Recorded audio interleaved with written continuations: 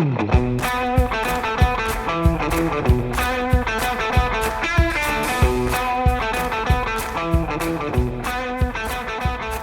everybody, this is Austin Powers, the Ostomy guy.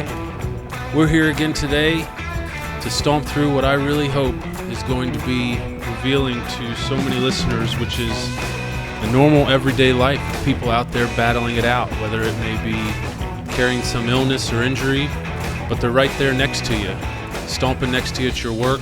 You probably don't even know they're there, but they're all carrying something. We all are, but they use their choices in life to mount up, to overcome, to persevere. And today we have the wonderful opportunity to sit down with Pat Williams. And, you know, honestly, where do you start with a guy like Pat Williams? From an obsession with baseball that paid for his college education to an office job with the Marlins as the business manager, his mentors saw potential early. This led to the GM position within the Phillies. His relationships and experience opened the door for more. Like most innovators, Pat evolved and changed gears, moving to the NBA as GM of the 76ers, where they won the '83 World Championship with players like Dr. J and Moses Malone. With murmurs of expansion teams possibly forming, Pat seized the opportunity to start a team in Orlando. An underdog story for the record books, Pat co-founded the Orlando Magic, though he personally gives all the credit to the people of Orlando and the people who believed in him along the way. A kid really living his dream, Pat built the Magic franchise for the people of Orlando, who he believes are the reason for it all. Pat has spent the last 30 years giving back to the city that gave him so much. He is one of the most admired leadership and motivational speakers of our time. Yeah, and all that while raising 19 children. In 2011, Pat was diagnosed with an incurable blood disease called multiple myeloma, cancer, at 70 years old. The troops rallied for a different reason this time, and today we have the opportunity to learn from Pat and how we're so much stronger together, especially in adversity and weakness. Pat, thanks for joining me. Well, thank you, Austin. Nice to be on with you. Welcome to Orlando, and I look forward to our chat. Orlando it's just a few degrees cooler than it is in Wichita. We left 100 degrees to come to 96 degrees, but it's still a little cooler. It's all relative. That's right. And fortunately, we have air conditioning in Orlando. We have air-conditioned cars, and we have air-conditioned offices, and we have air-conditioned fitness centers, and we have air-conditioned homes. And I figure I spend about, maybe 60 seconds a day outdoors. So we cherish our air conditioning down here. That's awesome. So when my Uncle Paul sent me your number and I called you back, the very first time we talked, I remember calling and saying, Pat, this is what I'm doing. I'm working on this podcast. I wrote this book. You think you might be interested in talking to me? And you, just like my dad, said, Austin, stop puppy dogging around. In fewer words than that, that's what my dad would say. But I was basically puppy dogging around. You said, Austin, you got to be confident. Tell me you'd love to do a podcast with me. You'd love the opportunity to share in my life experiences. And people are going to be drawn to that. And the second you said that, I was like, that's exactly what I needed to hear. Okay, this is what I want. And I was like, can we do a podcast? You want to read the book that I wrote? And so it was really relieving because I respond really well, seventh of 8 kids, to leadership. And that is exactly what that was from the moment we began talking, was guidance and leadership, which is exactly what you stand for. And, both you and I don't know if you know this, Pat, but I was a catcher too for a whole lot shorter period of time. But I have a story where it was a Little League game. I might have been 12, 13 years old. I was catching. Someone was stealing third. And I caught the ball and stood up to throw it. Well, the batter didn't duck. And I nailed him right in the temple. Ooh. Got him right here. Fell flat to the ground. Had to call an ambulance to pick him up. He was all concussed and passed out. And ever since then, I've always I feared and hesitated throwing that guy out at second, and I kind of steered away from being a catcher just because I was so afraid when I hit that guy that I did something permanent, but I didn't. So I didn't know if you had any awesome stories or anything like that in regards to playing baseball, but we do have something small in common early on. Can you tell me a little bit about what was going on in your world, Pat, right around 2010, summer and fall, before your diagnosis, before all the cancer stuff came up? Well, I went in for a all-day physical, and at the end of the day, the doctor reviewed everything that had happened, and she said, everything looks good. However, there is something in your blood work that doesn't look quite right, and you should get that further checked. Well, I didn't think much of it.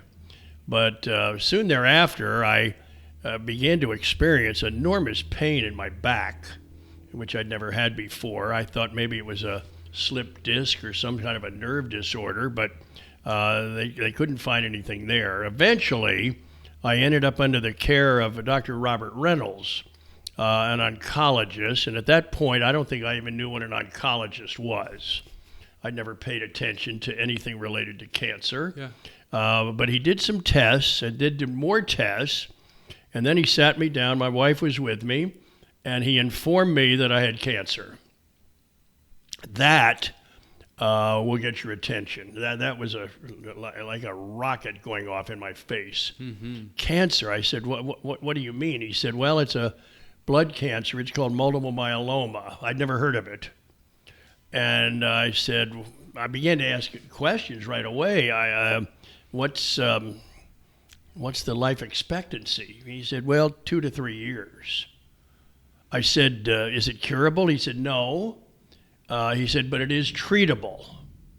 He said, you'd rather have multiple myeloma in 2010 than, say, in 1990. He said, that's the kind of progress we've made with it. I said, well, what do we do now? He said, we start treating it. I like that sound. He said, we're going to treat it. I said, with various forms of chemo. He said, the first thing, however, that must be done is to get a port put into your chest so that when they take blood, they're not ripping into the veins of your arm. And so I had that done, still have it in. Do you? That's been a huge benefit. And the chemo started.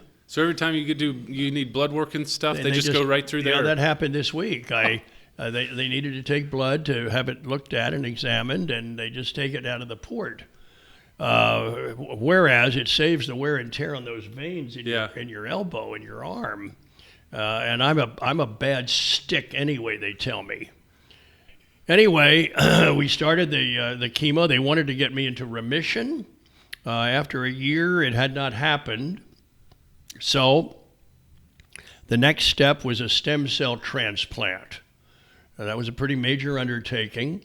It took the better part of a year to get all that taken care of. But the good news was I came out of that experience, and the doctors were pleased with what had happened. Sometimes the stem cell transplant doesn't stick. It doesn't last. But in this case, it did. How do they do that? Well, they harvest your blood cells, and that took the better part of 2 days. They harvested these cells, froze them, excuse me, put me in the hospital for a couple of days. Then, in the course of about 8 hours, they replenished those cells back into my body. Told me at the end of that day to get up and start moving around. And I've been doing well ever since. The good news is the various forms of chemo, oral, have been effective. That's wonderful. The doctor told me this week, after looking at my blood charts, he said, I don't see any signs of the multiple myeloma. So I've been very fortunate. I picked up the obituary of the New York Times this week and saw that a gentleman had passed away because of multiple myeloma. But God has more for me to do on this earth. I mean, that's what's become clear to me. I have my full strength, my full energy. I feel good. I'm able to keep my life going at full speed, which it's not always the case. I've had a number of good friends in the last year who have died of multiple myeloma, but for some reason, God wants me around for a while. So I continue to write books. I continue my sports career. I continue my activity at church. I have a lot of projects that are important to me. And so God has graciously given me the strength and the energy to do it. That's awesome.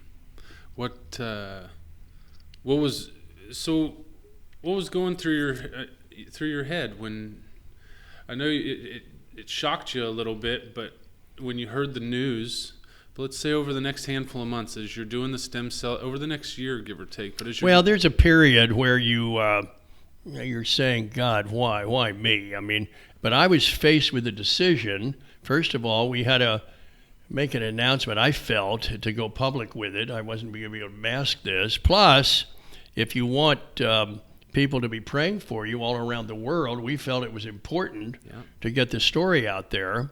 But at that press conference, I said I've been faced with one of two decisions, either to shake my fist in the face of God and say, how could you let this happen, and you've let me down, and I've been your guy for all these years, and how could you do this? And the second option was to leap full bore into his lap and grab him around the neck and squeeze and hang on so tight that your arms turned white. And I elected decision number two. That's the path that I took. And it was the right path, and I've been hanging on tight ever since.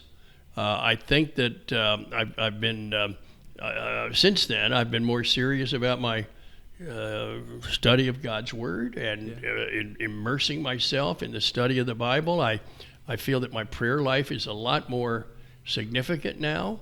I'm grateful, frankly, to this cancer diagnosis. And as I said, I never spent a lot of time thinking about cancer. But 1 out of 2 men in our country will end up dealing with a cancer issue. 1 out of 3 women. And I never would have volunteered for duty in the cancer battle. But once I was in it, I have a burden for people with all forms of cancer to do my best to help fundraise and to encourage and to stimulate people. And probably my strongest message is, primarily to men, do not neglect your yearly physical. Because in my case, it was the yearly physical that this was discovered. And I know men are adverse to seeing the doctor. And I hear them, I don't like doctors. Or, I'm okay, I'm fine. Or, I'll take my chances. Or, any number of excuses. But 1 year, my yearly physical, everything was fine. 1 year later, it wasn't. So therefore, the annual yearly physical is absolutely mandatory to men. And I challenge them frequently. Don't neglect your yearly physical. Women are a lot better at getting their physicals, but men are very slow to catch on. Chances are, guys, you're going to be fine. However, if there is an issue, you want to find out about it early rather than late, when it might be too late. Right. So that's I think that's my prime message since all this happened. Get to your family doctor and get that physical done. Were you pretty faithful about your annual Did you keep up your annual visits regularly? I was. I went to the team doctor wherever I was for all these years. Philadelphia, here in Orlando, I faithfully got my physical every year. 1 year, they found out that my heart rhythm wasn't right. And that led immediately to go over and see the cardiologist, and they did some work on me that was found through my yearly physical. But by and large, every time I went, everything was fine. And when you leave the doctor's office, after it's all done, and he says, everything looks good, that's a good feeling. Yeah. As you get in your car and leave, that's a good feeling that I'm in good shape. Everything looks good. I'll see you next year, Doc. Yeah. But in 2010, as it turns out, everything wasn't good in my case. And the discovery of cancer, well, it was a shocker. I had a good friend. He's no longer living. He was a pastor down at First Baptist Orlando. And he said to me, Jesus could have stopped this, Pat, but he decided to let it go ahead. Randall James shared that with me. Jesus could have stopped this, Pat, but he decided to let it go ahead. Yeah. I've thought about that many times. It's beautiful. And he let it go ahead for a reason. Right. To be a spokesperson, an encourager, an uplifter to those many, many people who are dealing with cancer. Yeah. Did you get much pushback or anything from the magic from work in regards to dealing with this? Was that? Oh, they were great. Were they? Oh, they were great. Yeah. The magic people were great. Mr. DeVos, then the owner, he's no longer living, but Mr. DeVos pulled me aside, prayed with me. That was powerful. That's awesome. I wept as he prayed over me, and that happened, all the time, everywhere. So I'm looking back and grateful to a lot of people, the medical team, the magic team, the community team here, my family team. They came around me, very, very strongly, and all of it has worked together for good in my case. And when the Lord's ready to take me home, I'll be ready. Yeah. But in the meantime, there are more books to write. There are more speeches to give. That's right. There are more sports activities. I got a whole fistful of projects that I want to get on, and I want to do it now while I've got good health. That's awesome.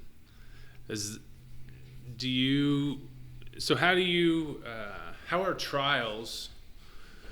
Have you experienced in your life? How are trials a sure sign of God's presence? Well, here's a quick story I could tell you. Many years ago, I was the general manager of the Chicago Bulls.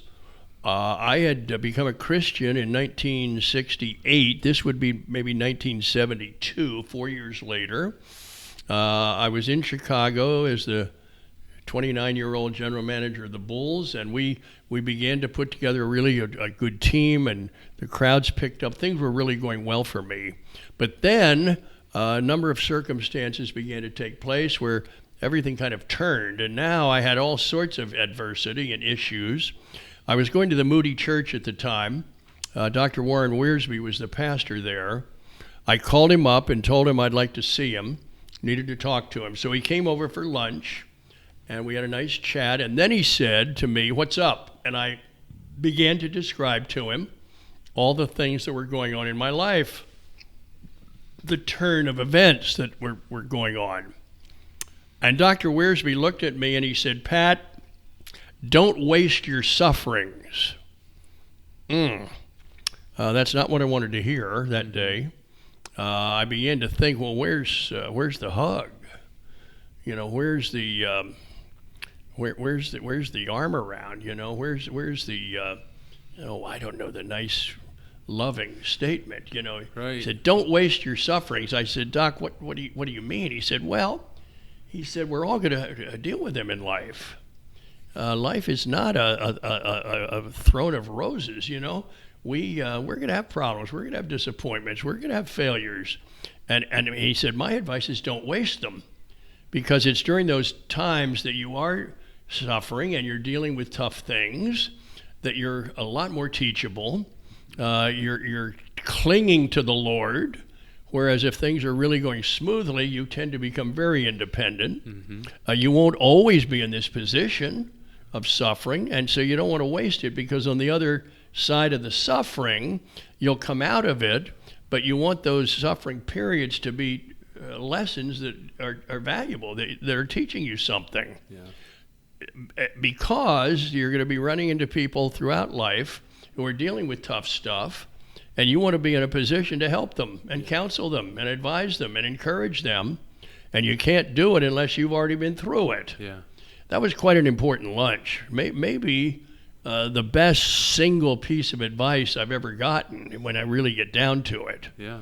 About not wasting those tough times. And I've had them. I've had many, many of them, continue to. And it's in the middle of those tough times, you're constantly seeking, Lord, what are you trying to teach me here? Yeah. What do you want me to take from this? On the other side of this, how will I be more effective? Yeah. How will I be more loving? How will I be more tender in dealing with people who are going through tough times in their life? Experiencing the love from other people in those moments is a super amazing example of God's love for us. So whether it's their spouse or family members who kind of start clinging to us and helping us where we lack, it's really cool to kind of see through God that physical, as human beings, that physical consolation and gentleness that we need to feel. I've always been kind of amazed at just how other people kind of turn it on when you need them, and they do it just without cost. Well, I think it's important to collect people. That was said of George H.W. Bush when he was the president. Said his greatest strength, his greatest strength is that he collects people. It's a good habit, collecting people, having an army of people around you that you know or you can turn to, or you can seek their counsel, you can add value to their life. And so being a collector of people is a wonderful, call it a hobby if you want, but I don't think there's anything really more important than that, to be able to share with them and reach out to them in love. Yeah. They can reach back to you in love because, as you just mentioned, God is love. We learn that in the scriptures. And he loves us unconditionally, no strings attached. And our mission here on this earth is to be doing the same with people, loving them unconditionally and sharing God's love with them through our lives. Yeah. So how have your relationships kind of, maybe one or two of them grown, maybe one or two ceased or changed since the cancer came on? Have you noticed just a relationship or two, someone in your life where that's kind of brought you guys a little bit closer? Well, it probably would be too many to really count. Yeah. But people to this day, 9 years later, they are constantly asking me how I'm doing and what's the latest report and what are the doctors telling you and how do you feel? And I'm grateful for that they're interested and they care. I've been extremely grateful for their prayers over these many years. But I'm always happy to tell them, as I did this week, the medical reports are good. Mm-hmm. They don't see any signs of the multiple myeloma in my blood system. That's always a happy message to deliver. But I'm always grateful when people ask, how are you doing? Mm-hmm. What's the story with your cancer? I'll hear that. Yeah. And I said, well, I can give you a good report. The latest word from the doctors is they don't see it. So that's always a nice message to deliver. Well, you're obviously a man of God. You're looking for God's counsel on a regular basis. That doesn't usually just show up. How can you take us back a little bit and just tell me a little bit about your spiritual journey a little bit in regards to... Well, I became a Christian at age 27 in Spartanburg, South Carolina. Soon thereafter, I left baseball, left the Phillies, and plowed into the NBA career that I've been in for 51 years. So I began walking with the Lord at 27, and God then began to do some amazing things in my life. I had never thought for a minute about pro basketball, but out of a clear blue sky, the 76ers offered me a job. I didn't even know that they had heard of me. But I spent a year there. Then out of a clear blue sky, seemingly, the Bulls job opened, and there I was for 4 years. And then, miraculously, the Atlanta Hawks job opened up. And I went there for a year before the 76ers called me back for 12 years. And then when I was beginning to run out of steam in Philadelphia, this expansion opportunity opened up in Orlando. Who could have seen all that coming? Mm-hmm. Well, I can see now that the Lord had his hands on me. He had his hand on my career, and he was directing me through all of these experiences when I knew nothing about them. Mm-hmm.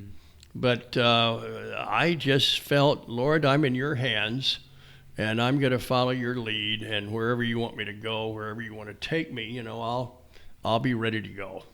That was a big moment for me way back when I became a Christian and made an early decision to take my hands off my own life and just say, Lord, it's now your will, and whatever you want me to do, wherever you want to lead me, wherever you want to take me, I'm available, and I'm going to stop maneuvering and working my plan, which I'd been doing for years, and it hadn't been very successful.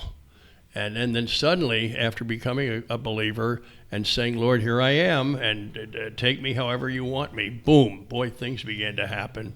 And that was an amazing experience to me. The paradox of a leader, your confidence, your motivation, what you do and have done for a living, and on the other side and at the back of that is complete surrender to another leader. I think that that's just a beautiful paradox in regards to how we leading by example, but you can't give what you don't have. And so you're tapping into the source in order to be able to continue every day. And I think well, that's let me beautiful. just put it this way. Everything rises and falls on leadership. It always has, it always will. It's always going to be a topic of intense interest in our country. Leadership determines where we go as individuals, where we go as a nation, where we go in building our businesses or running our universities or our churches. It all comes down to leadership. Mm-hmm. And I have learned, particularly since being here in Orlando now for these 33 years, that the initial key piece of leadership is called vision. Great leaders, you see the future before it gets here. Yeah. They see farther down the road than the rest of us. They see in a wider scope. They see in brilliant technicolor, while the rest of us see in grainy black and white. And so you see, back in 1963, in November of that month, that year, Walt Disney had his eyes on Florida about expanding, having another park. And eventually he decided on Orlando. He saw a future here. He envisioned things that nobody else could possibly have envisioned. And the end result is, well, last year there were 75 million visitors who came here to our community. And all because of Walt's vision. So leadership always begins with vision. And when you study the great leaders of history, you will find that they were driven and they were fueled and they were focused on this vision that they had. We could spend an hour talking about that. Yeah. Vision always is the key piece of leadership. So tell me, what's your vision for your next 5 years and your focus? Well, there are several things. One of the things that I've always done since I was a little boy was collect books. I'm a bookaholic, and that has continued. How many books do you have? About 30,000. And I never discarded them. That's awesome. Never gave them away. It's about 30,000, and that number keeps growing because books keep coming, and I'm a reader, and I'm constantly haunting bookstores to see what the latest is, and so I am in the process now of working and building the Pat Williams Leadership Library and Museum, which would house my library and all of my sports memorabilia. And we found the location. We're fundraising. We need about $200,000 to pay for all the construction. And hopefully by this winter, we'll have that library up and running. That's an important part of what I want to do here in this next chapter of my life. That's awesome. 30,000 books. Holy cow. Do you have... And to top it all off, over 72 years, I've read them all. So my dad says that he doesn't like to read. And he's heard you speak a number of times. And he said that one time in one of the speeches you were giving, you said, everybody needs to read. It's incredibly important that you read. Even if you don't read and you don't like to read one page a day. And in 1 year, you will have read 365 pages, which is about the average size of one book. And if you do that, that's a whole lot better than nothing. And he's been doing that since you said it. Good. And he told me he wanted me to make sure that I told you that. Well, that's a whole discussion unto itself. We could spend hours talking about the importance of reading and how it stimulates your brain, how it holds off the ravages of dementia and Alzheimer's by exercising your cranial muscle. And the only way I know really to exercise it, or the best way to exercise it, is to attach it to a good book and read at least an hour every day. If you'll read an hour a day, at the end of 1 week, you will have finished a book. And if you keep it up for 1 year, that's 52 books.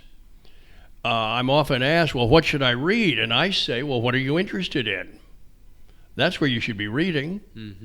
And people will say, well, what do you read? And I say, baseball history, football, basketball, Christian inspiration, Revolutionary War history, Civil War history, World War II, presidential biographies, leadership books, books about success. I said, those are the major fields that I read in. What about novels? I don't read novels. I call them storybooks. They are storybooks. And, you only have so many hours in a day. And if you're going to tie up several hours a day reading a storybook, well, you're neglecting the meat of real books. Now, I'm not going to quarrel over that. I mean, if my wife loves to read her novels, loves them, and I certainly don't want to quarrel with her. But read in fields that you have interested in, that you're interested in. And above all, you should be in a Barnes & Noble or Books A Million at least once every 2 weeks to see what the latest is, see what has come out, see what looks good. And 10% of your income should be spent on your ongoing education. I firmly believe that. Books, videos, conferences, meetings. You want to constantly be educating yourself because the world is changing so fast. All the time. I mean, it's just changing like right before our eyes, and we need to be on the cutting edge of learning. So let's digress. And yes, we do have thunderstorms in Orlando. That's right. Yeah, almost every day. We have a nice little thunder boomer, and after it's over, it's a lot cooler. I was looking at the forecast, and every day it had thunderstorm clouds and lightning on. I was like, how much is it going to rain while we're there? And it comes at about 3 o'clock, 3 to 5. Okay. And then it's over, and then you have a nice cool evening.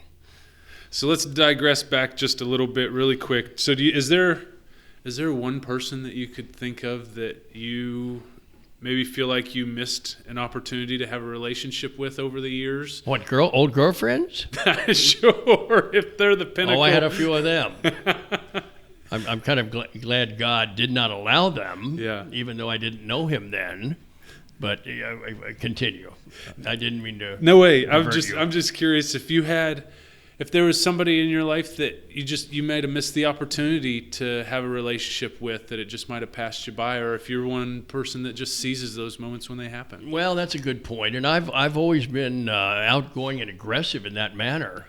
In other words, if I run into somebody or meet somebody or they're there in a room or whatever, I'll go over, introduce myself, give them a card, and my children are horrified when they see that, just horrified. Dad, you're embarrassing us again, I can imagine. My oldest son, Jimmy, is terrific at it. I mean, going out and seeking out, and he's terrific. Yeah. Some of the other kids they're shy and they get embarrassed. But if I run into somebody at the airport, or if I see them at a game or whatever, I'm over there to see them. And what I want to get from them is a story that could well end up in a book one day. and there's stories. The world is not made up of atoms. It's made up of stories. And I'm constantly seeking stories that might come in just a little 1-minute session. Yeah. And always have a question ready. Yeah. When you run into somebody, just have a question prepared, because you want to have something that's real. Mm-hmm. Hello, Mr. Plummer. When did you first realize that you had leadership skills? And then boom, boom, boom, boom, and he's gone. Yeah. But I got my story. And they loved explaining it because everyone loves. I was at a function years back, and I ran into General Colin Powell. Okay. And I said, General, my son Bobby is a manager in the Washington Nationals farm system. What advice would you give him? And General Powell said to me, you tell him to take care of the troops. He said, secondly, he said, don't worry about your next job. And in other words, do your job here. Yeah. And don't worry about your next job. Anyway, I took those little notes down, and I've that's been in a book or two. All because of maybe a 2-minute meeting with General Colin Powell. Yeah. And I wanted to take something away. So my advice to people always is go seek out that person. If it's a music celebrity, or, well, I don't want to bother them. They're too busy, and yeah, maybe so. But I want 60 seconds of that person to rub off on me. Yeah, you got it. So take from them, but always with a well thought out quick question, and maybe do that in advance. If I run into Beyonce, what would I ask her? And maybe one day you'll run into her. Yeah. And you've already thought the question out. Why Blue Ivory? Or Yeah. the name of her child. Where'd they come up with that? Or maybe what would I ask Beyonce? Maybe I would say, Beyonce, at what point in your life did you realize that you had outstanding singing skills? Well, I was 8 years old, and my mother took me to church one day, and I'm making this up. Right. And she said, go up there with that youth choir, and just sing with those girls. Just sing with them. And so I did that, and afterwards my mother said, Beyonce, you were tremendous. That was awesome. Do you want to keep doing that? Yes, Mom. Yeah, I want to do that some more. Well, I'm going to get you some voice lessons, and we're going to... And there's your story. Yeah, so I got a story. Yeah, that's cool. So I'm 38. What advice Look, would 18. you... Well, I appreciate that. What advice would you give yourself at 38 that would have changed where you are Probably today not at 80? much. At 38, where was I? I was the general manager of the 76ers. Yep. I was 38 years old. I'd been in the NBA at that point for 10 years. And I was fully enmeshed, fully entwined in trying to win an NBA championship. That was the Julius Erving era. What advice would I give? Read more. Spend more time with your children. Win more in the playoffs. I wouldn't change. As I look back over my life, I don't do a lot of second guessing. Good. I make decisions when they come before me. Yeah. And I think them through. I get good counsel. Yeah, you discern. And then when it's time to make the decision, I make it. I don't look back. I don't play the woulda, coulda, shoulda game. If only. Why didn't I? If I could just redo this. There are no mulligans in life. Nope. And so I tell people, make the very best decision that you can at the time. Get advice, get counsel, but make that decision after you've thought it through, and then don't beat yourself up if it doesn't work out, because you You can correct that decision by making another decision, but don't pistol whip yourself to death. Yeah. You can lie around your whole life saying, if only, and why didn't I do this, and why didn't I do that? If I could just redo this, and you can't do that. Right. Life is meant to be lived now, not yesterday. That thinking paralyzes you.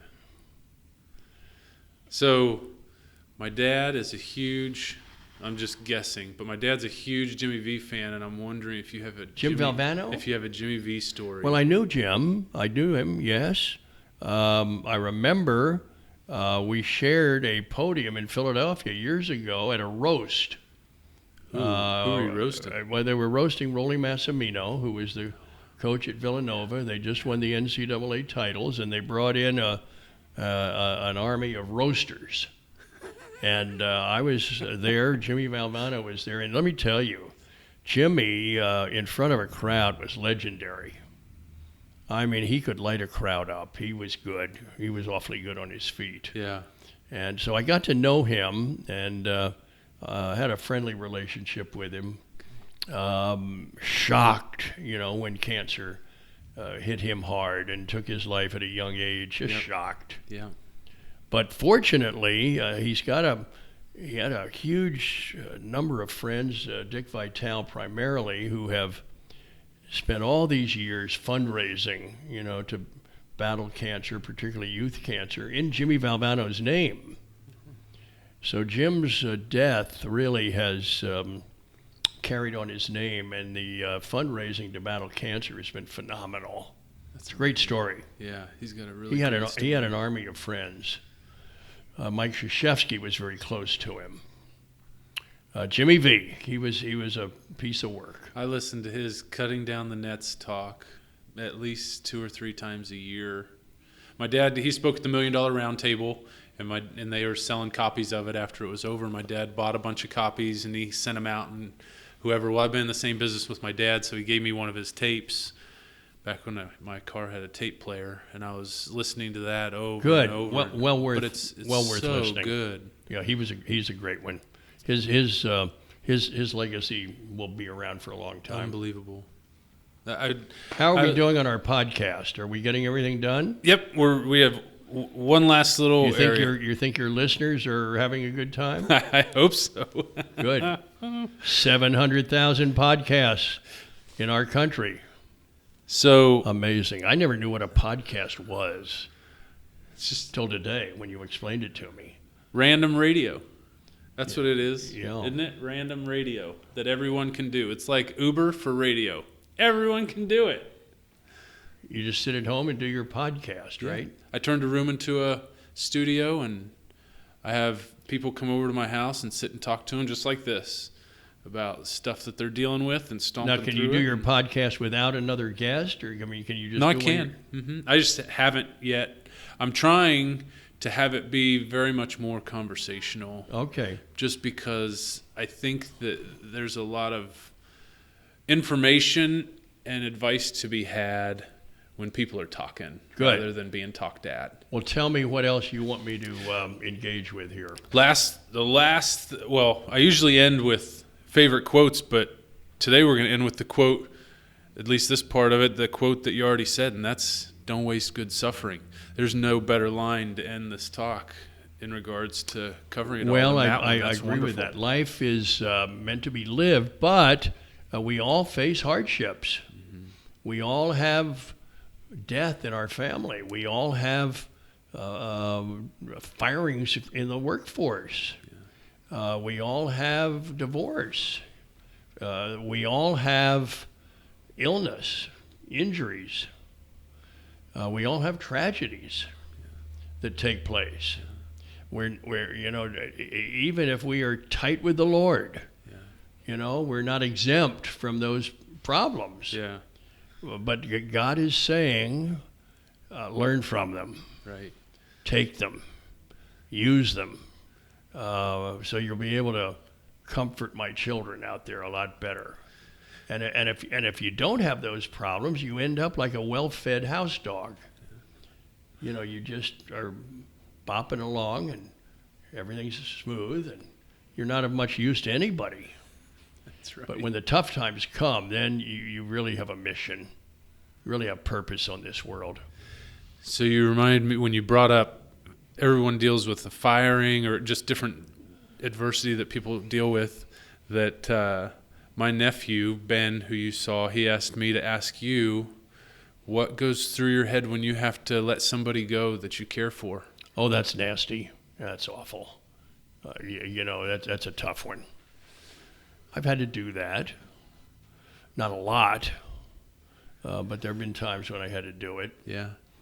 I think you just ask for the Lord's help and you say, Lord, please give me a tender spirit here. Help me do this in a loving way. Help me do it in a way that is not abusive or damaging. Yeah. Help me do it in a way that encourages this person, that they can go on and go in another direction in their life and be successful. The best way probably is to tell them, it's just not the right fit here. Yeah. You've got a certain amount of skills. The fit hasn't been just right for us or for you, and we're gonna make a change. But I do want to encourage you to go on and here would be my advice. Here's what I've noticed. You need to find a position where your skill at this, and this would be best utilized. I think something like that. Yeah. Okay. Well, lastly, I want to take you. I have just 6 questions I want to ask you really quick. 7 questions I want to ask you really quick. A little segment that I like to call ADD land because I'm incredibly ADHD and I got all kinds of things that come up in my mind that I want to ask throughout any conversation that we have. But I want Well, if you're going to ask quick questions, I'm going to give you quick answers. do it. You ready? Fire them at me. Where do you eat when you're celebrating something huge? Cracker Barrel. If you're 109 yards from the pin and the wind is 10 miles at your face, what club do you pull? I don't play golf. Spelled backwards, the word is flog, and I avoid the golf course. Even though I live on one, my golf is collecting misspent golf balls in the backyard. And over 3 years, we have gathered up about 2,000 of them. So I get the greatest thrill out of collecting golf balls out of my backyard. That's my golf. From people with terrible shots. What's your favorite vacation spot? Orlando, Florida. What's the most annoying thing someone can do in an interview? Dominate the conversation and wander on and on and on and never ask me a question. Who was the last person that made you starstruck?